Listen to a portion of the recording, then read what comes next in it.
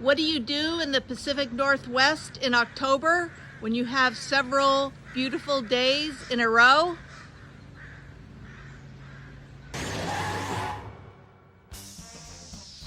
Smokin'!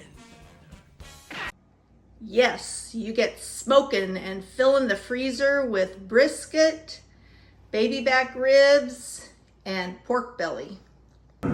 First, the baby back ribs. Oh yeah, they look great.